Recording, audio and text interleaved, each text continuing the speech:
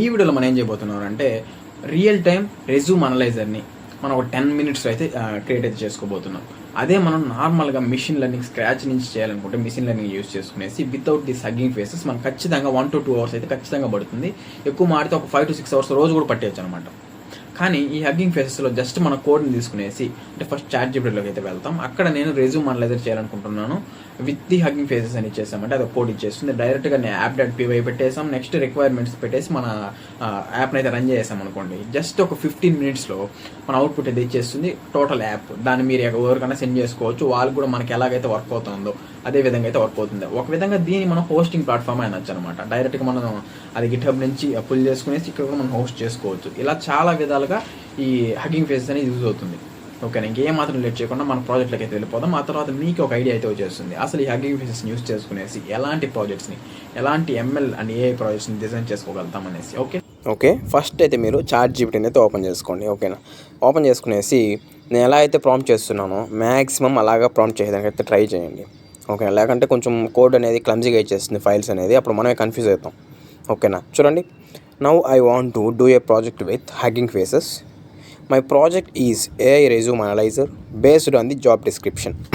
అంటే మన ప్రాజెక్ట్ యొక్క మెయిన్ కోర్ ఐడియా ఏంటంటే మనం రెజ్యూమ్ అప్లోడ్ చేసి మనం ఇంటర్వ్యూకి అటెండ్ అవ్వబోయే జాబ్ యొక్క డిస్క్రిప్షన్ ఉంటుంది కదా, దాని కానీ పేస్ట్ చేసినట్లయితే ఈ రెండింటిని బేస్ చేసుకునేసి అంటే కంపేర్ చేసుకునేసి మన రెజ్యూమ్కి ఒక ATS స్కోర్ అనేది ఇస్తుందన్నమాట. ఓకేనా, ఇప్పుడు నేను నెక్స్ట్ ఏం చేశాను అంటే నాకు 2 ఫైల్స్ కావాలని చెప్పా. దాంతో ఒకటి app.py నెక్స్ట్ requirements.txt ఈ 2 ఫైల్స్ నాకు ఇవ్వని చెప్పా. ఇప్పుడు క్లియర్గా app.py కోడ్ ఇచ్చింది. నెక్స్ట్ మన ప్రాజెక్ట్ కావాల్సిన requirements.txt అనే ఫైల్ కూడా ఇచ్చింది. ఇప్పుడు మీరు డైరెక్ట్గా హగ్గింగ్ ఫేస్లోకి వెళ్ళేసి ఒక అకౌంట్ అయితే క్రియేట్ చేసుకోండి. దానికి పెద్ద కష్టమేం ఉండదు. జస్ట్ ఈమెయిల్తో లాగిన్ అయ్యారంటే ఒక అకౌంట్ వచ్చేస్తుంది. దాని తర్వాత స్పేసెస్లోకి వెళ్ళేసి అంటే నీ ప్రాజెక్ట్కి ఒక నేమ్ అయితే ఇవ్వాల్సి ఉంటుంది. నేను ఇక్కడ AI పవర్డ్ రెజ్యూమ్ అనలైజర్ అనేసి ఇచ్చా. కింద స్క్రోల్ చేసేసి క్రియేట్ స్పేస్ అనేసి క్లిక్ చేశారంటే మన అప్లికేషన్కి ఒక స్పేస్ అనేది క్రియేట్ అయిపోతుంది. కొంచెం కిందకైతే స్క్రోల్ చేయండి. అక్కడ app.py క్రియేట్ డైరెక్ట్లీ అనేసి ఒక లింక్ అయితే ఉంటుంది. క్లిక్ చేసి మనం అక్కడ కాపీ చేసుకున్న app.py కోడ్ అయితే పేస్ట్ చేసేసి కమిట్ అయితే చేసేయండి. ఓకేనా, నెక్స్ట్ requirements.txtని కాపీ చేసుకున్న దాంతో రిక్వైర్మెంట్స్ అన్నీ. ఓకే, జస్ట్ ఫైల్స్ మీద క్లిక్ చేసామంటే ఇక్కడ మనకి కాంట్రిబ్యూట్ అని ఉంటుంది. దాంట్లో క్రియేట్ న్యూ ఫైల్ మీద క్లిక్ చేసుకునేసి మనం ఫస్ట్ requirements.txt ఫైల్ అయితే క్రియేట్ చేసుకుంటున్నాం. .txt.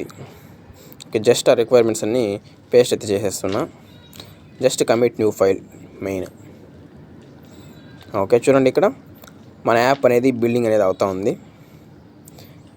ఇక్కడ స్టార్ట్ కూడా అయిపోతుంది. ఎప్పుడైతే రన్నింగ్ అని పడుతుందో అప్పుడు మన యాప్ అనేది రన్ అవుతుంది సక్సెస్ఫుల్గా అనేసి మీనింగ్. ఓకేనా, ఓకే, ఎక్కువసేపు పట్టదు. దీనికంటే ముందు మనం ఏం చేద్దాం అంటే శాంపుల్ ఇన్పుట్స్కి కొన్ని జాబ్ డిస్క్రిప్షన్స్ అయితే మనం జనరేట్ అయితే చేసుకుందాం. ఓకేనా, రెడీగా అంటే మన అప్లికేషన్ని క్రియేట్ అయిన తర్వాత రన్ అయిన తర్వాత టెస్ట్ చేయడానికి. ఓకేనా, give me some Python and other job descriptions for sample inputs అని ఇచ్చేసి అయితే నేను క్లిక్ అయితే చేశాను.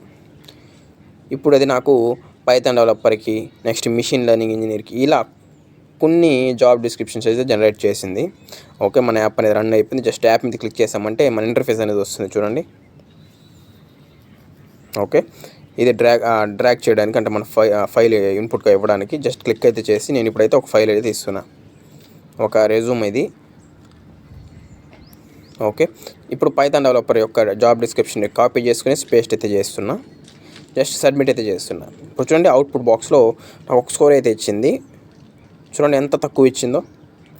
ఓకేనా, ఇప్పుడు మనం ఇంకొక రెజ్యూమ్ అయితే చూద్దాం. అంటే డిఫరెంట్గా స్కోర్స్ ఇస్తేనే మన అనలైజర్ అనేది కరెక్ట్గా వర్క్ అవుతుంది అనేసి అర్థం. లేకపోతే అది ఖచ్చితంగా కొన్ని ఎర్రర్స్ ఉంటే మనం ఫిక్స్ చేసుకోవాలి. ఓకేనా, ఇప్పుడు నేను మళ్ళీ దీన్నే పైథాన్ ఫుల్ స్టాక్ డెవలపర్ యొక్క డిస్క్రిప్షన్ ఇచ్చాను, ఒక రెజ్యూమ్ని ఇచ్చాను. ఇప్పుడు సబ్మిట్ అయితే చేస్తున్నా. ఓకే, 70.26%. ఓకే, ఇప్పుడు చూడండి దీంతో కొన్ని ఆ జాబ్ డిస్క్రిప్షన్కి తగ్గట్టుగా కొన్ని స్కిల్స్ అనేది ఉన్నాయి కాబట్టి ఇది అంత స్కోర్ అనేది ఇచ్చిందనమాట. ఇప్పుడు షేర్ లింక్ అనేది క్లిక్ చేసుకునేసి మీరు ఎవరు కావాలంటే వాళ్ళకి ఈ లింక్ కూడా షేర్ చేసుకోవచ్చు. వాళ్ళకి అదే విధంగా వర్క్ అనేది అవుతుంది. ఇప్పుడు మనం చేసింది వచ్చేసి ఒక బేసిక్ ప్రాజెక్ట్, కానీ ఫర్దర్ వీడియోస్లో ఖచ్చితంగా మనం ఈ హగ్గింగ్ ఫేసెస్ అనే AI కమ్యూనిటీ ప్లాట్ఫామ్ యూస్ చేసుకునేసి చాలా పెద్ద ప్రాజెక్టులు అయితే డిజైన్ చేద్దాం. ఓకేనా, థ్యాంక్ యూ.